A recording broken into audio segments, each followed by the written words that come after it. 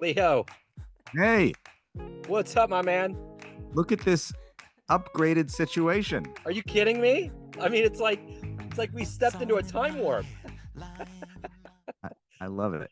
It's great. It's so good to see you in, virtual flesh. It's great to catch up. Likewise, I was thinking the last time we did this, it was on the phone. I remember I was sometimes sort of still in COVID times, Yeah. but I mean, not that we're not in COVID times now, but yeah, nice to see you. Yeah, absolutely. Well, and I remember every time I talk to you or your dad, there's always something that I come away with and it just reverberates. And I remember the last time we spoke, you said, before COVID, you only did this in person. You didn't feel comfortable over the phone and you got more comfortable with the idea of it being virtual. How is that feeling now, a few years removed? Is that still there? Yeah, I mean, at this point, it's sort of everything and anything goes. I love when I get to be in a room with somebody because I do feel like we've had some kind of real shared experience. We went to the Uh-huh. same place Yeah. together. But first of all, there's no way I would get the guests that I get today without agreeing to do it remotely. Yeah. And also, I do think that there's a kind of comfort that people have when they're in their own space. You know what I mean? I'm sitting in my Absolutely. house. I'm in the same place where I have my coffee, where I sit every day. So maybe I'm a little more willing to just kind of open up quickly rather than if I had to go into a studio or go someplace that I'm not familiar with. You're kind of more guarded in that situation. So I think the people I'm talking to are more kind of, I don't know, willing to open up quickly. Yeah.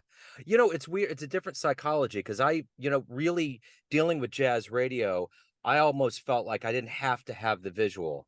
And then I started really kind of getting into the Zoom technology and having better audio, and then you kind of go down this rabbit hole. But I really think there's a psychology now that I've embraced with actually being able to see people and it feels more natural. It feels it's a good feeling. And I didn't know how my brain was going to switch to that track because I did it for so long, but it's cool, man. It's like you said, there's a comfort. You get into it, you can see somebody. And this really is kind of our new reality to a certain degree of coming face to face, so to speak. Yeah, I don't know that we're ever going to come back away from this. I think this is with us, Yeah. whatever the hybrid model is or whatever. But I'll tell you something else. When we were just on the phone and not doing video, and I still find this sometimes that some people don't want to be on video. They just maybe I don't know if you find this. Some people prefer not to be on the camera. Hmm. Uh, Sometimes I feel like actually people open up even faster because they almost like lose track of what they're doing and they just Yeah. kind of start talking. Uh-huh. Yep. And it's that psychology. There is definitely psychology when you either put in the visual or take it out. Yeah. So I'm curious, before we get to what's trending, you do a lot of interviews, you meet a lot of cats, and you happen to be in a position where there's a more shared experience because you're on the stage a lot. Over the pandemic, I'm curious, and I don't want to cherry pick anybody specifically, but was there an interview that you right now to this day still reverberates as we went through that time? Oh, Because it that's was so heavy, man. Yeah, that's so interesting. There's not one in particular that jumps out. I mean, there are, I think if we were to cherry pick and go episode by episode, maybe you have the same experience. I tend to have one or two things that stick with me from every interview. Like if I just had to do a quick recall on things. And so, there are a few that come to mind as we're talking that were special to me for different reasons. But as always, and I don't mean to, um, exclusively focus on this, but I do find that the conversations that I have, and I think they resonate with other people, with my dad, are always the ones that tend to, uh, I don't know, have more a deeper impact. And I also maybe because he and I have so much shared history and so much intimacy with one another. I mean, I could really call him, and a handful of times I did, um, around COVID questions and political questions and aging, all this stuff, and check in with him a couple times a year. I do an episode with him where we just kind of talk about Yeah. the state of affairs in the world, and those are the ones. And maybe particularly because I do tend to spend so much time with him in normal times on the road and in the studio and just together, that we went the longest stretch that I can remember without seeing each other because of COVID. I live in New York, he lives in Wisconsin, and so we went I don't know, 9 months or something without seeing each other, where normally we would see each other every handful of months, every couple of months. So every time I talked to him remotely for the podcast in those times was, particularly meaningful, I think. But there's a different razor level of introspection that you get when you do an interview. So that would be very interesting to have that bond with your father.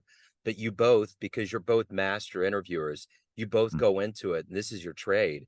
And you're cognizant of the relationship, but you're also cognizant that you go into this realm where this is what you do. It's a native language, and you love the story, you love the architecture of getting into the mentality of where we are and who we are as people and musicians. So that would be totally cool to meld all that to that Oreo cookie. I saw Mark Maron interview Terry Gross on stage in Brooklyn, maybe, I don't know, 10 years ago or 8 years ago or something. These are two masterful Yeah. interviewers, and um, of different generations. Terry's a little more traditional. She's an NPR, she's the host of Fresh Air, and she's been doing it for over 30 years. I don't know. And Mark Maron's a little more new school. And I went with my wife. I remember we walked out of there and I said, I feel like I just saw Duke Ellington and John Coltrane in concert together. It was like two masters of slightly different generations who found a way together to collaborate. And so I love that you say, my dad and I can get into the architecture of the interview format, and because it is kind of like jamming. I mean, Yeah. a conversation just like we're having right now is very much like getting together with somebody and playing some tunes. Absolutely. It's the riff. I will tell you real quick, and I don't want to deviate from what we're doing here, but one of the most stark moments that I had early on in the pandemic, and of course, like you said, you could only hustle people down because everybody was done and no one knew what was going on. This Yeah. must have been probably May or June. And I got Diane Shure on the phone, and her cat's all over. She's making coffee, and she's like, "Excuse me, is this okay?" I said, "Look, I'm embracing ambient sounds. I Yeah. mean, there was things where I would interview someone in Spain and they would be beating pots and pans and like, I'm sorry about the noise. I said, no, put the phone outside. Yes. Give it to me. I want it, sirens, all those things. But I remember while we were talking about it, and it's still just like kind of, it really encapsulates what was going on at the time. I was like, how you doing right now? Yeah. How are you holding up? And she said, I feel like the way I was when I was born. When she was born, she was left in an over oxygenated tube, so to speak. And her mom would leave at night. And that's how she kind of got her eyesight degeneration. That's how it began. Mm. And she was like, I feel like I did when I came into this world. I feel alone. And I was just like the hairs went up. And it was just like there was this like bridging of just deep. And Yes. I mean, and of course, a minute later, she's talking about Sinatra and we're going on, and it's really good. But it was like those moments, and they happen a lot. I was so glad that I decided to amp it up because the musicians, whether they knew it or not, artists needed that companionship. They needed somebody to pull them out of what they couldn't do natively, which was to get on stage or get to a recording studio. At least, like you said, we could riff and get together and do an art that was different from what they were used to, but they didn't feel so alone, especially in New York, where everybody was in this box and you could only play for so long until maybe a neighbor got upset. There was all those things that went into it. So, Oh, yeah, absolutely. I mean, uh, it's amazing that things are more or less back to normal now. And, because at that time, I remember asking people and asking myself also, what what will we make of this in the future? Will we remember what this was like? And how will it change our feelings? And what I'm feeling, because I've been out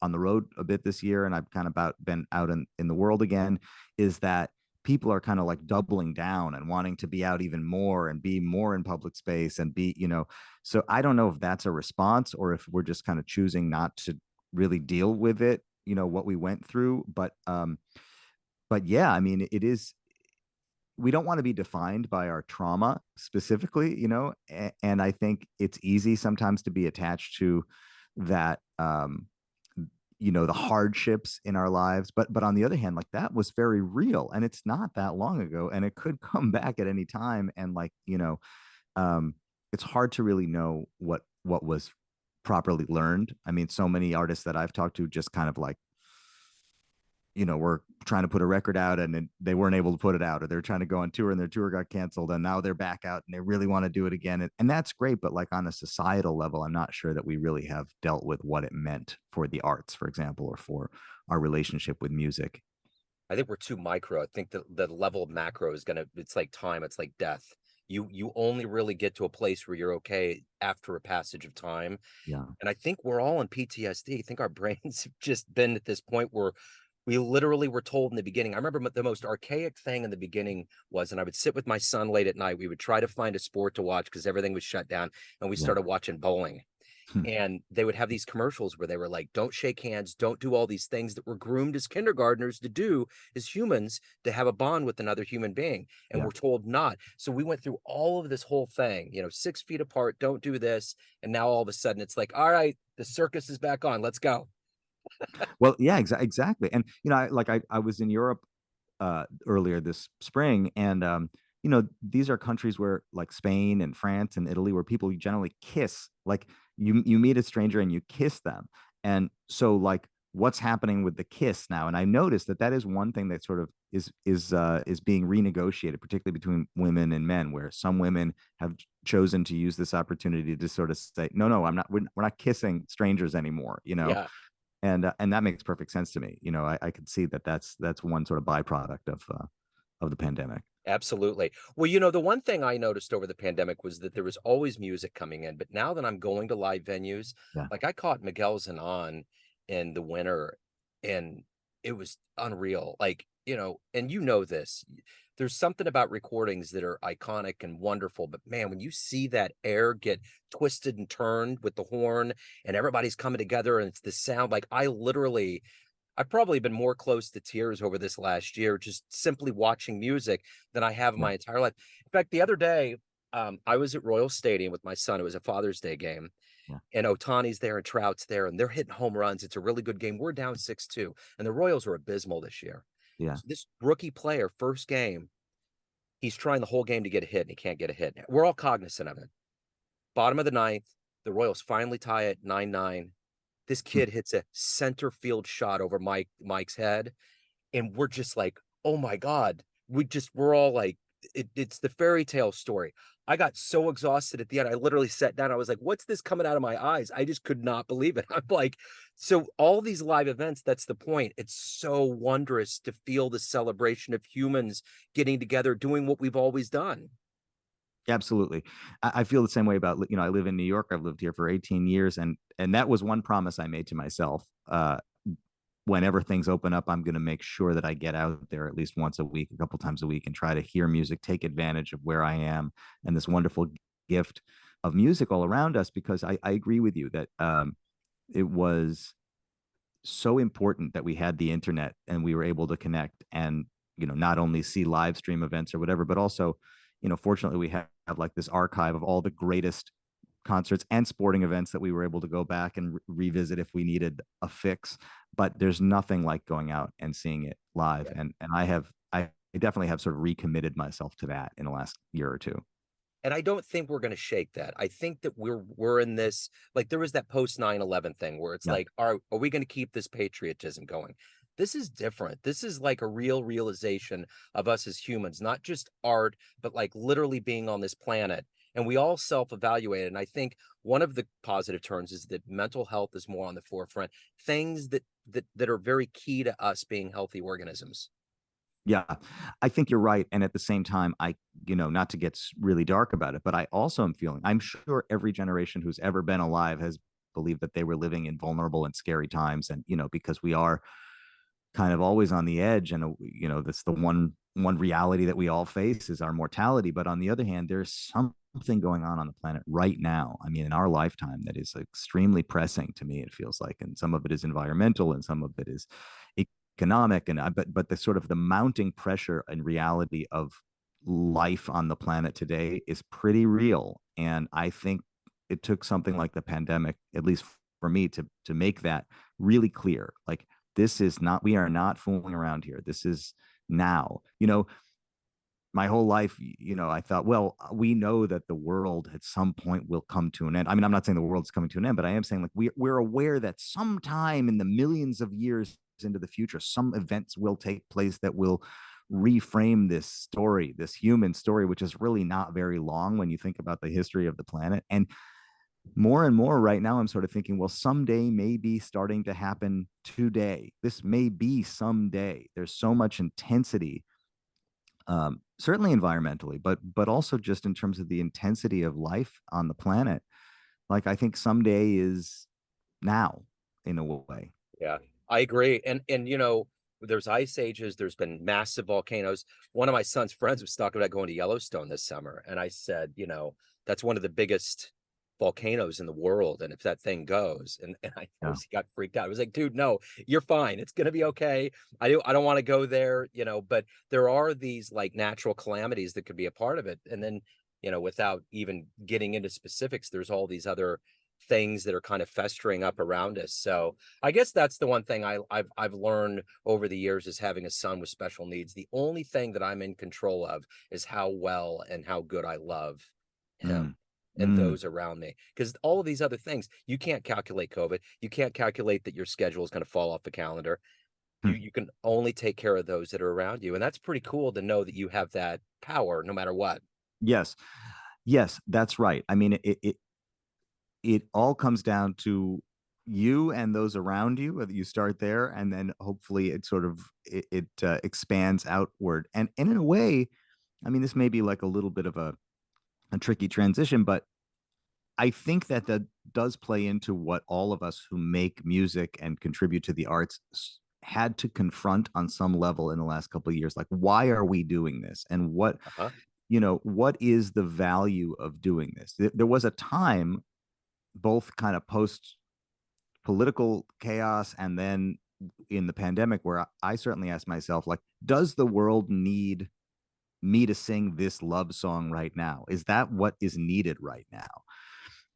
Is am I contributing something? Is this something that's value? Is it better for me to stay quiet? Is it better for me to speak my truth, to sing from the heart? And I think it would be hard for most artists not to at some point have asked that question. What is my value, and what is my role, and what is the role of the arts given all of this? Like sometimes I have thought to myself, man, okay, fine. Maybe people find some meaning or some resonance in these conversations. Maybe some of the songs I write could be meaningful to people. But would it be better if I just sort of shut that whole thing down and just like, you know, uh, committed myself to picking up trash in the park down the street from my house? Like, would that be of more value? I mean, you Yeah. could do both, but like, um, but I have found that I am also kind of like recommitted to making art and making work right now, that I think that there is tremendous value. And I think that by starting with your own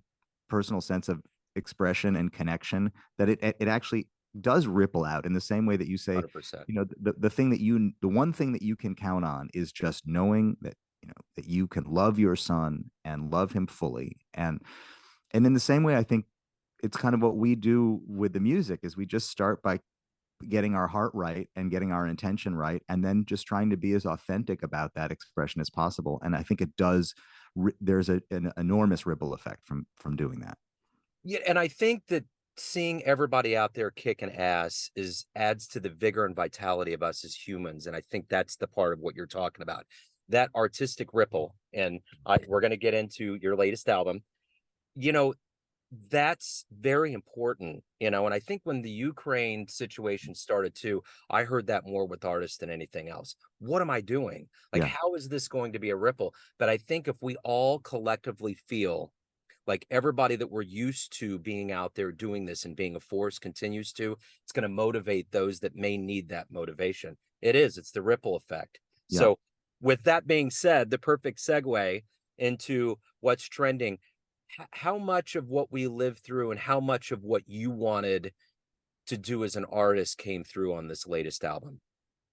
I mean, this album really is, um well, it's the second of two. I mean, when I look at it, there was an album that came out kind of in the heat of COVID, or was a sort of more of a COVID album, The Art of Conversation, and then this What's Trending are both really pretty intimate little albums. And this one is was not intended in any way to reflect the sign of the times or anything like that. It was just kind of gathering the impulses around me in my house. It's a pretty small little record, actually, in terms of what I was going through emotionally. It was made pretty much at home with a small handful of friends. And um, but I do think that the experience of one person, one human represents on some level the potential of all humanity. And I think by singing about my own little small life and small truth, um, maybe I tapped into some of the feelings of the moment in general, but it wasn't my intention. And I'm not sure that I did or not, but I have gotten a little bit of feedback that people are kind of interpreting some of this as being about something really big, that this is the themes in the album maybe are larger than I even realized. I think it's a lot like the whole Bob Dylan moment. Bob was the kind that I think sometimes he was a deer in headlights during interviews because he's like, all I'm doing is talking about what's going on. I'm not trying to be a leader. I'm not trying to be the voice of a generation. I'm just doing what I'm doing. I remember when that movie came out that Kate Blanchett played him, Yeah. and he was having this dream, and there was a maid, and he was just sitting Yeah. there, just straining what he was going to say and do. She was like, just do what's in front of you. Yeah. And that's what you're doing. And that's, I think, a part of this process is you're so close to living in right now. You're Yeah. not going to see it, just like we said about COVID, until we take that boom mic and camera and start just coming all the way back until Earth is just this little orb, you Yeah. know? So, That's exactly right. I mean, all you can really do is what's in front of you. And um, I think it is hard to be responsible for. I mean, we are all responsible for our work, but it's hard to know what it's going to mean to people. As a matter of fact, I did an episode of my own podcast where I talked about the motivation behind some of the songs, and I talked about it a little bit, and I'm happy to do it if it goes there. But I also realized that regardless of what I meant to say or didn't mean to say, if people hear it in a different way, I feel this is true of most writers. You want people to experience the music however they experience it, and in a way, exactly. you don't want to put too much in front of them that's going to, I don't know, color their own, experience of hearing the music. You want people to be able to hear it how it reaches them.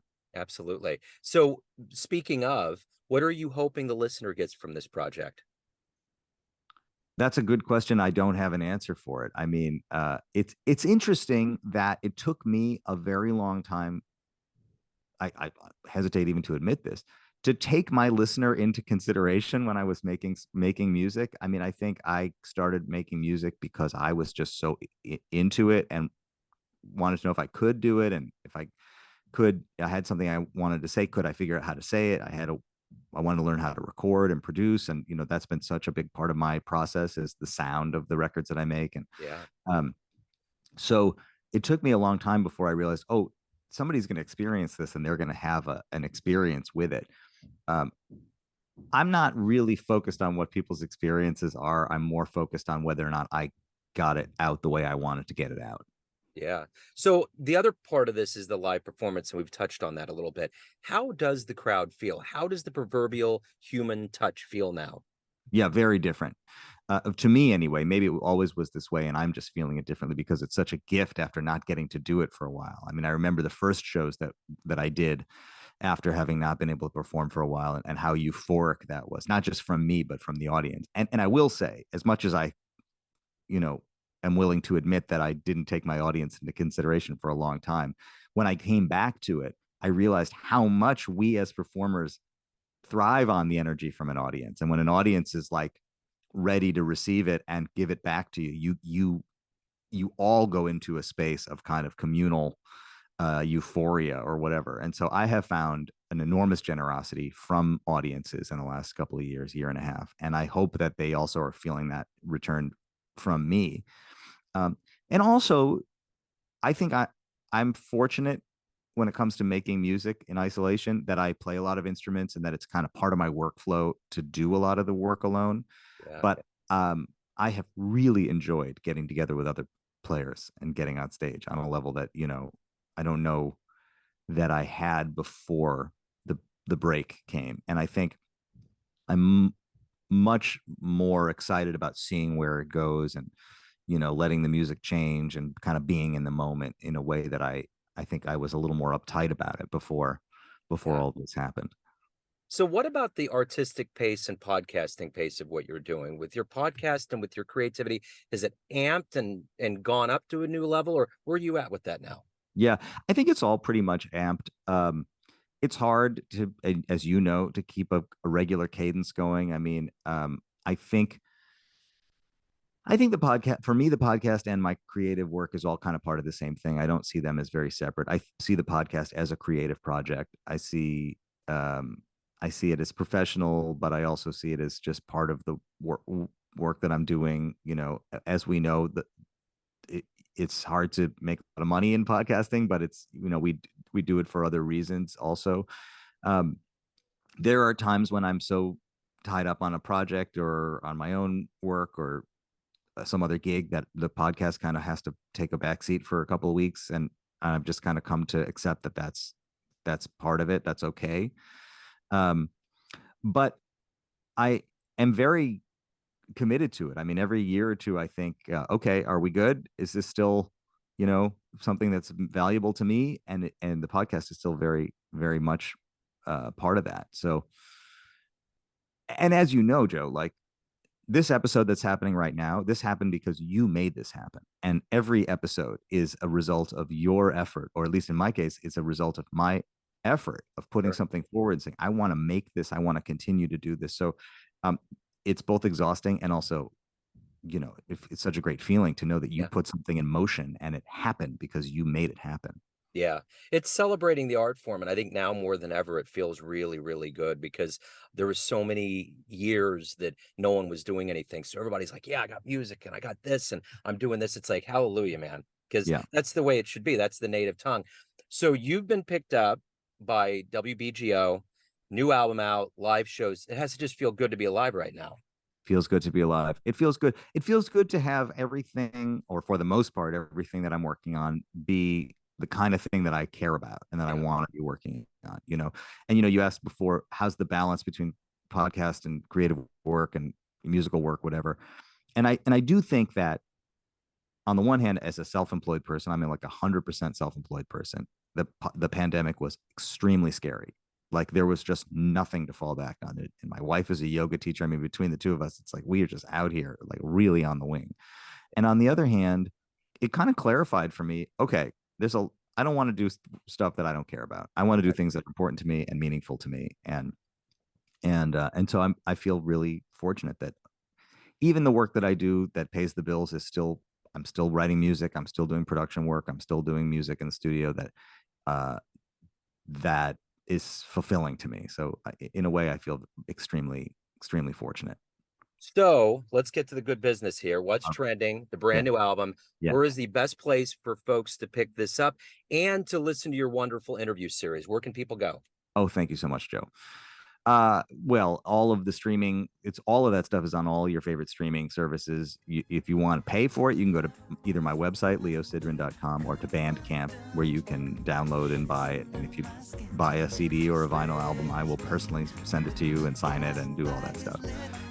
And the podcast is, in all your favorite podcast places. It's on YouTube and it's in all the apps. Yeah, I mean, hopefully it's everywhere you would want to find it. Absolutely. Leo, it's always so great to be around a master of conversation and art. I really appreciate your time. It's so good to catch up with you, man. Joe, I'm taking notes on you too, and I think I said it to you last time too. But whenever I talk to you, I feel such a kinship with you because I know a little bit about what you go through, and I admire you so much for doing it. Well, thank you. Yeah, we're just in a boat rowing, man. We're just getting down the river. That's right. Cool. Hey, Leo, thank you, man. Have a great day and best of luck with everything. Thanks, Joe. You too. Be Thank well. you. Take All right. care. Take care. Cheers.